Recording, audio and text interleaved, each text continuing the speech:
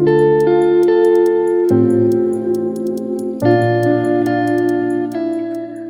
to SELINTalks, podcast initiative by SELINClub. We connect, engage, and acknowledge educators globally. Today, we are joined by a multi-talented professional with an extensive background in coaching and advocating for diversity and inclusion in the workplace. Please welcome our guest, Ms. Tanvi. Okay, I was reading a lot about your work, and really, I'm very inspired. Being one, second, I advocate for the same thing, so it's literally like-minded people talking about it. So I'm very glad that you're here having this conversation with us. Thank you so much, Shruti. It's a fortunate honor, I would call it. Why? Because I've been fortunate enough to be related to people who've been thinking on the same grounds. And it is something when I feel that people get together, the voice gets strengthened. So that's Very, something. very true. So let's just start with your background. Can you tell us a little about yourself and what led you to pursue these various fields that you've been working on? Okay. So, Shruti, first of all, thank you so much for having me and having a base for the thoughts which we all propagate and bring towards the common humanity. So, this is something which was innately present inside me, and obviously, with people working in the same realms, would actually relate to this fact that people do feel that they need to have a voice, right? There's Very true. something about everyone which is actually mugging them up to speak up on a certain topic, speak up for the community, speak up for something which is very close to the heart of mostly all of the humankind, I would call it, right? So I started off with something teaching, which is very close to my heart. I started off with the profession, which is innately blessed to be able to communicate to the people around. So, starting with teaching and moving towards something like this was somewhat a path destined.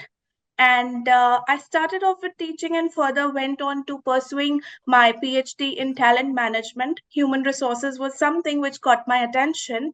So, talent management is something which relates to having the resources inside an organization and helping them be there and be themselves through and through, right? So, this is which is very close to my heart.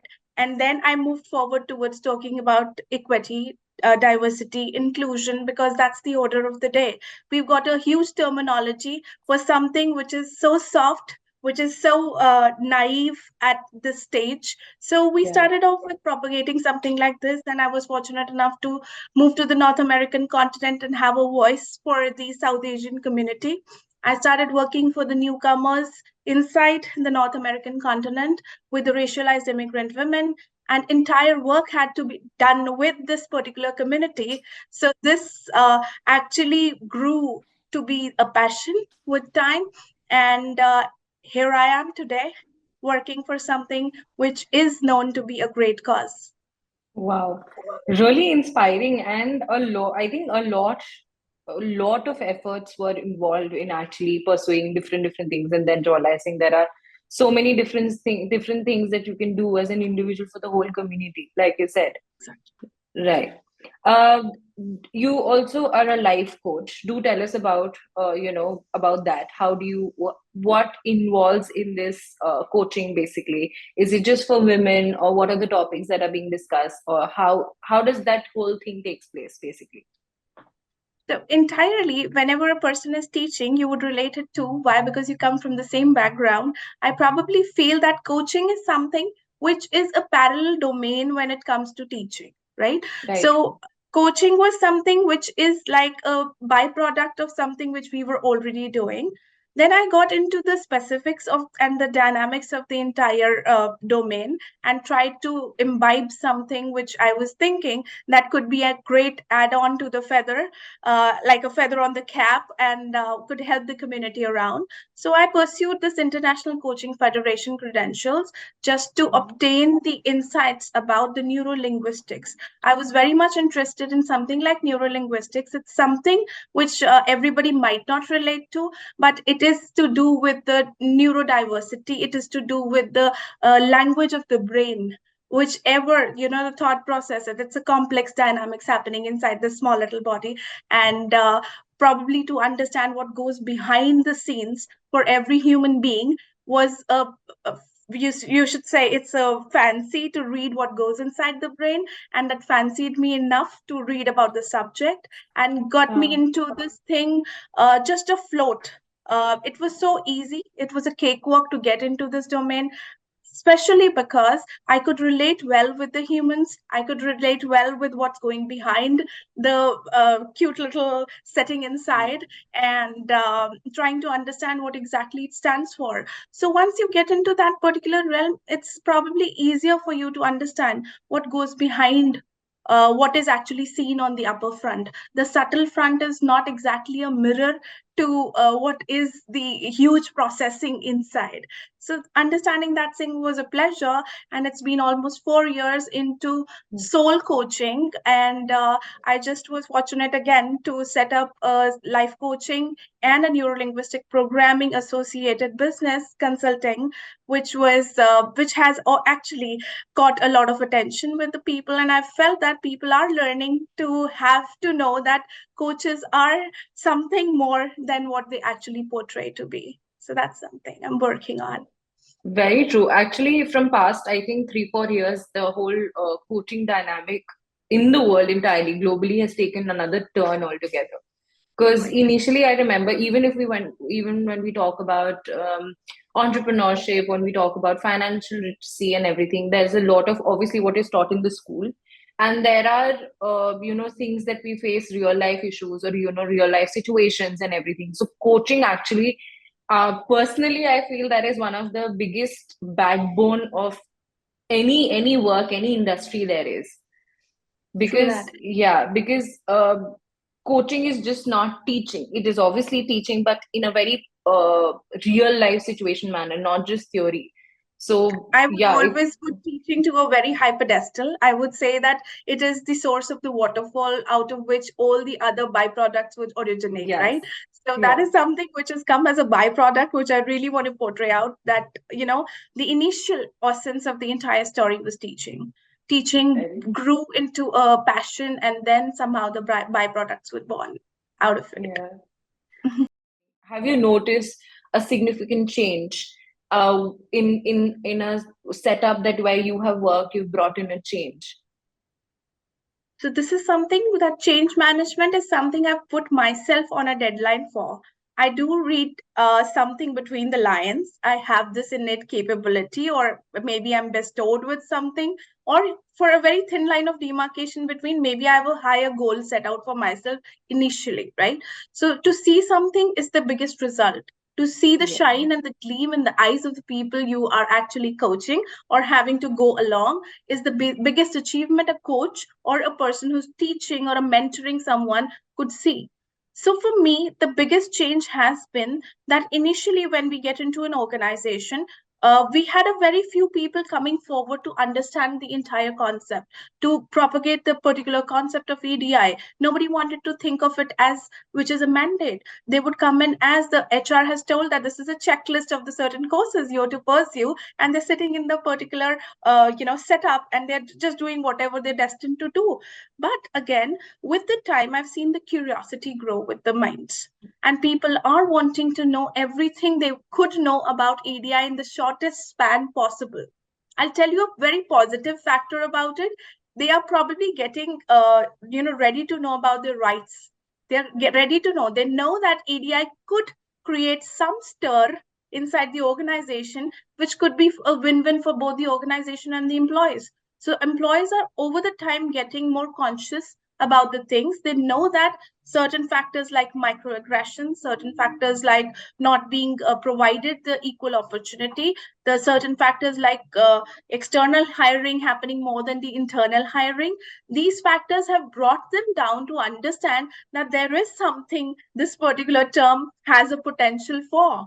Now they know that the potential is coming from this. I've seen the change happening. People are gathering up together, taking up initiatives, as opposed to the initial setup where the HR had to very. do the entire work, right? The groundwork was done by the HR department. Now the HR department is not the main focus. People are vouching for themselves. People are coming out to talk about their rights, their duties. They want to be put down equally with the entire community, because you have got people coming in from various races. So there's a change coming in from them being innately present inside a certain setup. They are from their bottom of the heart wanting to get into something like this. So that's the kind of change I have seen. People are leading the organizations. Every single person is coming forward to speak up. So that's the kind of change I'm seeing, and I love that change, actually, Shruti. I really love that. I love to see it, because that's what we live for. That's the food for the soul.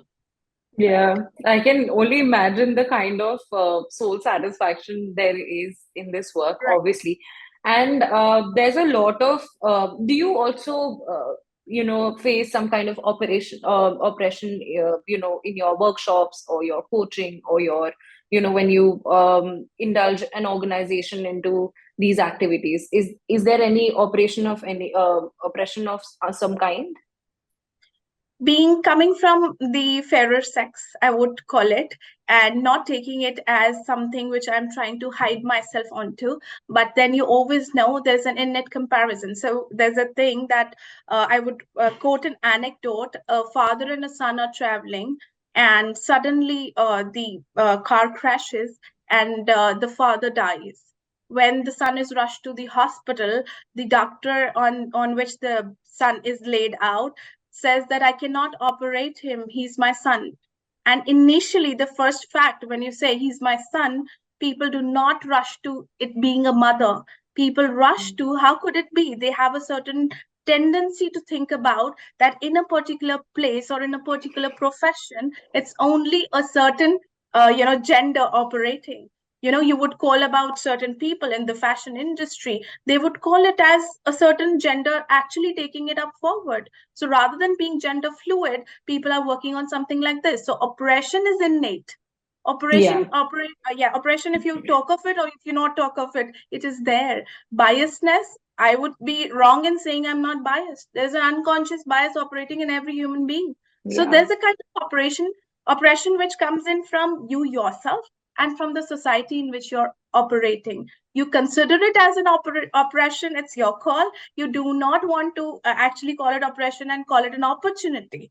I'm an opportunistic over it. I would call myself very much opportunistic over something like this and move forward in that direction.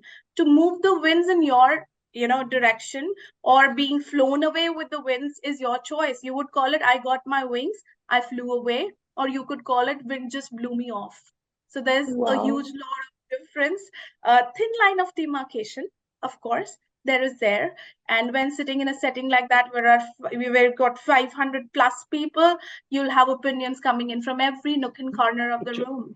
But then Yeah. understanding that people do come from a space, they come from a space where they have been culturally inclined towards certain things, they have been brought up in a certain setting. Understanding the differences and acknowledging those differences is actually ADI. So I Hmm. would say it's an opportunity rather than being a threat. Very positive take on the oppression and basically everything, especially when you are in a when you're fighting against the entire let's just say generational trauma of some kind, True that. specifically because there is, I mean, we have been grown up in a certain settings to just know that this is right, this is wrong without even putting our opinion, especially when you're you know um, kind of opposing that generational thing. I think it kind of actually disturbs you also, but gives you the best outcome because you're putting everything you have there, right? So Right. how do you take care of your mental health first of all? Initially, again, if you would have gone through the entire thing, I have been associated with the art of living since past approximately 10 I years have, now. I did. I have Yeah. been a faculty with the meditation, not only because I propagate a certain agenda, no, but because I've always felt that certain practices like meditation, like yoga, could always, first of all, maintain your sanity, right? To help the people maintain their sanity and help people get out of a certain trauma or a certain conventional setting, the first thing is our glass has to be full. If I do not have my glass full, I would not be able to pour into some other glass. That's something which is coming from the baseline, which is teaching. Teaching brought in this fact that if I am not well equipped with my resources, I would not be able to give it to the world. So that is where I learned the basics of the story. And because we've been into a setting, I've been fortunate enough, I would again and again say, because I am driven by gratitude. This is something which keeps me growing and glowing every single day. I would call it that's the biggest source of if you look at the term, the consulting term, I'm actually putting up the firm. I termed it as querencia. I waited to be called querencia. Querencia in Spanish simply means that a point from where a person draws his or her strength from. So I've always been Wow. an agenda. There's something inside a human being where deep inside your heart, ingrained inside your heart, as per your cultural upbringing, that you would know this is the point I'm drawing my attention from. And believe it or not, it is something to do with your internal self. It is there, it is a something, it's a lived experience, it is some feeling, it is some kind of a motivating factor which helps you grow every single day. So my sanity is maintained through practices like meditation, like yoga, and I am a huge propagator again for that thing as well. My actual next question was about your consulting firm as to how did you get that name in place? Because you usually, like we usually do not hear those names. It's one of those corporate setting names that are there. But very nicely put and must have thought really hard about it. I actually was thinking about it in a way as I'd always thought that more than people surrounding you or more than physical, presence of certain people around you, it's your innate capacity which drives you the most. Believe it or not, sometimes you cry and fight the most of the battles and adversities behind closed doors. It's when you're feeling, you're relating to your own self, that you feel that there's some power inside you. Once you want to unleash that power, that's just a feeling, that's more than what you could have ever thought of. People generally have a tendency that, I'm in my adverse kind of a situation, and I'm just wrapped by all the negative factors and adversities around me. At that time, people just seek that, I have people around me. But it's not about the people. Even if you have an army of people surrounding you, that, I'm here to help, it's always the innate capacity to get over a certain sorrow which drives you through and keeps you afloat. So that's querencia. That's the point where you're drawing your strength from.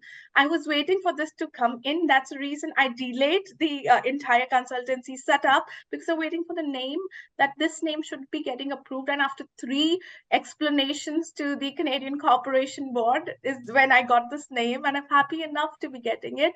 And that's what we are moving for: the higher self, the humanity, and the kindness.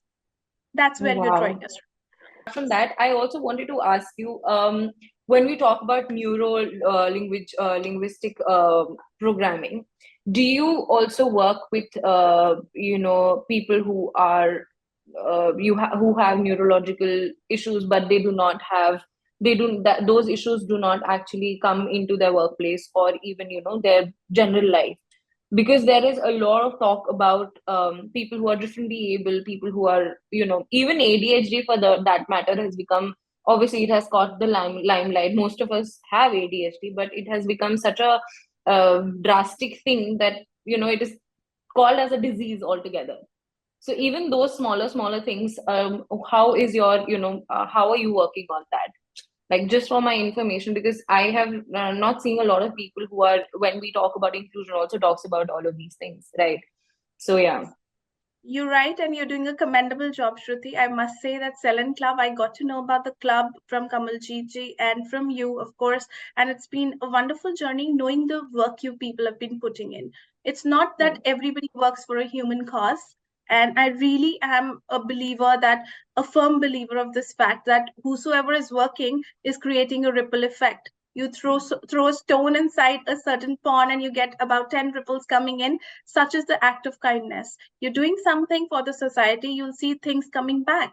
So the entire thing being that you're talking about something like ADD, ADHD, this is something to do with the coaching side of the story. We are coaching on those domains. You're right that most of the people are gripped by something or the other these days. If not ADD or ADHD, you can talk about anxiety. It's becoming so Yeah. loose in today's terms because we are associated with the educational side of the story, and we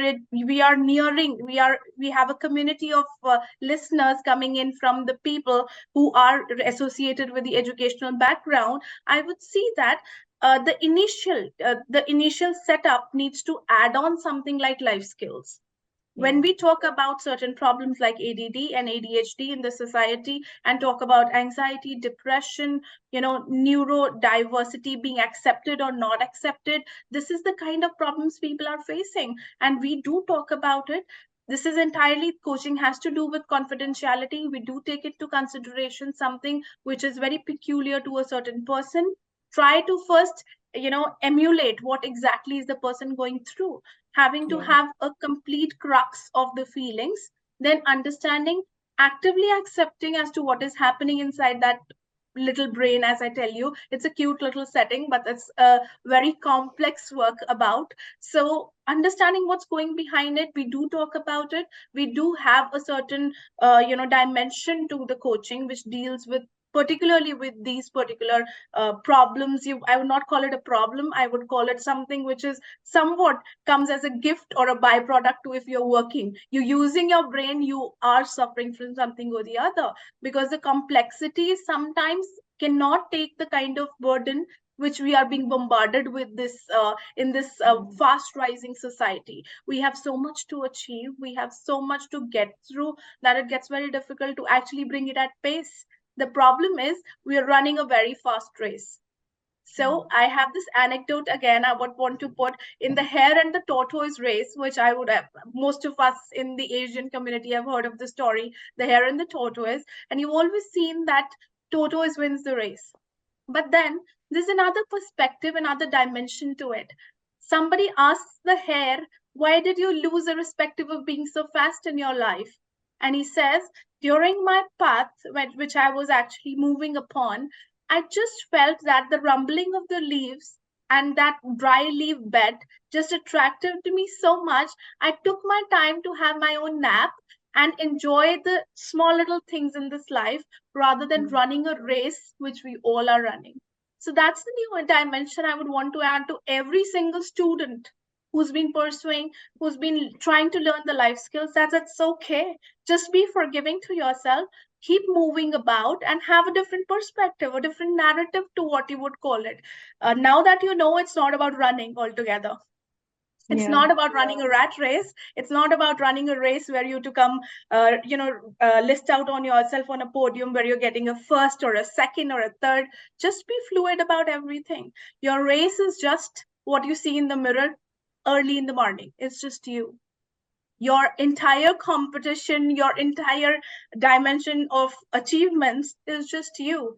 The moment you start accepting that, all these factors which have been bogging down the students today, ADD, Yeah. ADHD, neurodiversity, so many things, and to name a few, these are just a few little things which have come to surface. There are many other things which students are facing.